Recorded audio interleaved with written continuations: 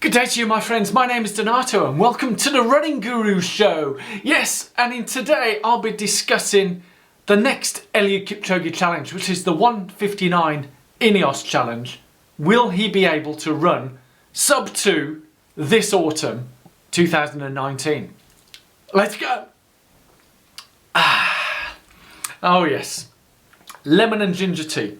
For those of you who are new to my channel, a very warm welcome, and those who have been subscribers for many years now, I really do appreciate your support. So for those of you who are new, I'll just give you a bit of a background about myself. That I took up my first marathon was 3 years ago, April, and since then I've qualified for so far 4 of the marathon majors, and that's Boston, New York, Chicago and London. Here's my New York top. Yes, very proud of that. And I'm here to talk about probably the greatest marathon runner of all time, who now has a new challenge. It only came out yesterday. Today is May the 6th, 2019, and it was announced yesterday that Eliud Kipchoge will be taking on the sub 2 challenge, and it's going to be called the INEOS159 challenge, because I think it's sponsored by the company INEOS. And yeah, I'd love to hear from you guys. What do you think? Before I go into the facts and figures and my views of this world record challenge, what do you think Eliud Kipchoge's time will be in this INEOS challenge? Leave it in the comments below and I'd love to hear from you guys. And please do give it a thumbs up, and because it greatly helps this channel, and I really do appreciate your support. And it's just a simple click, thumbs up, all done. Yeah? Let's get on to the facts of why and how, what I'm going to talk about of why I think Eliud will break the sub 2 record. Time for a sip. Can't beat a nice cup of tea, yeah? So here are the facts, and I've written some notes here in a proper journalistic way, although I'm not a journalist. And going through, whilst I have a bit of a track record on predictions, and as I said, leave the comments below on your predictions of what you think Eliud will run the challenge in this autumn. Now, there's a number of facts. Today, May the 6th, 2 years ago, in Monza, Eliud Kipchoge ran a marathon in 2 hours and 25 seconds. Now, I appreciate that wasn't and isn't going to be counted as an official world record, and just in the same as this particular challenge won't count as an official world record, because there's certain rules, restrictions and so on that they need to follow for it to be a world record. So his world record in Berlin will still stand, and this challenge, my understanding is that similar to at Monza, he'll have set pacers who will come in and out. I think it's about every 10k, correct me if I'm wrong, for those of you who know exactly the detail of the challenge. I don't know whether they've decided it yet, how it will be. I believe it will be in London. At the end of the day, INEOS, owned by the richest man in Britain, my guess is it will be in the UK, and they'll always gear for London somewhere. So where it's going to be, I don't think they've decided, and the date also may vary, whether it be September or October. So that would lead me to believe that he's probably given up racing an autumn marathon as part of this challenge. I don't know. What do you think, guys? So those are some of the things, and as I say, it was 2 years ago this day, he ran 2 hours 25.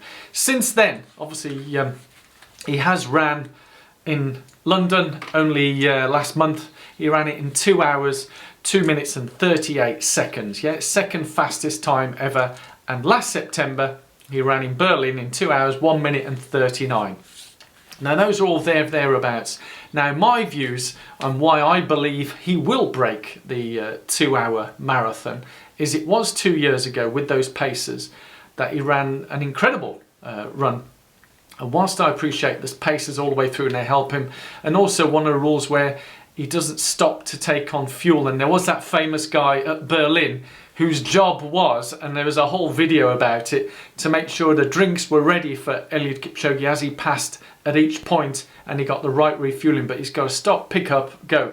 Whereas with these world record challenges, I think it's passed to him as he's moving by scooters or cyclists. So that in itself disallows it as an official world record. But at the end of the day, the guy's still running, yeah?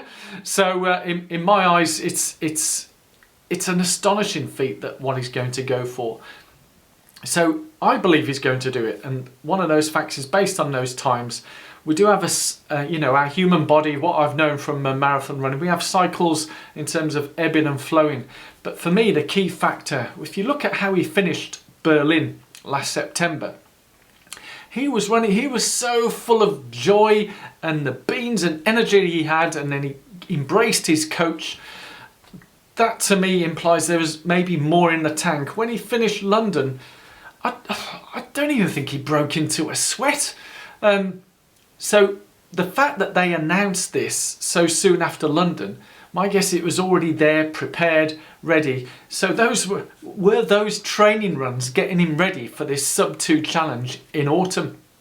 Yeah, you know, I don't know, but it was announced pretty soon. I don't think he suddenly decided when he finished London, thinks, let me think, I'm going to go for a sub-2 record this autumn and race as hard as I can in London. I think it was already being prepared and planned and so on and so forth. And that's another reason why I believe he's going to go sub-2.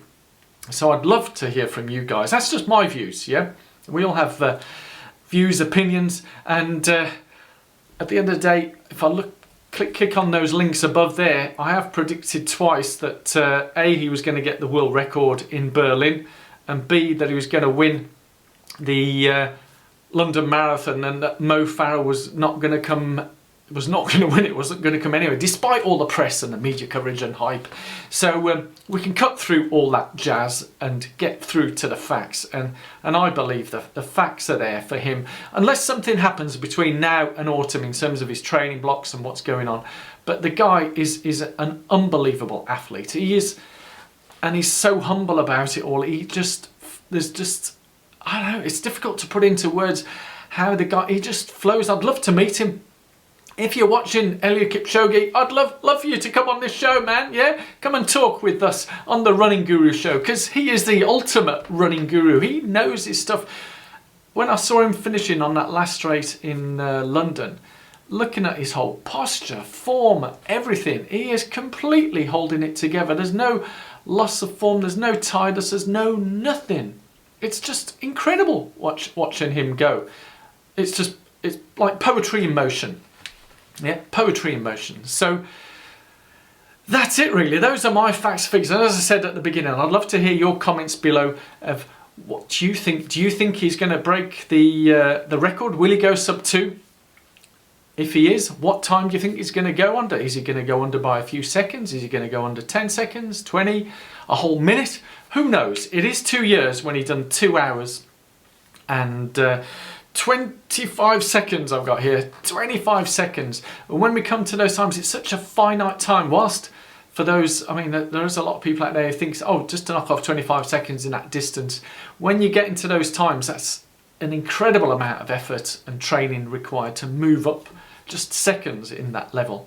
And I can appreciate, you know, the time and effort to go into that. So that concludes my new views of the latest announcement of this INEOS159 challenge. I'll leave a link below to their website so you can have a look at it and see what you think. There's also a Twitter account that I've come across and you can follow them on there.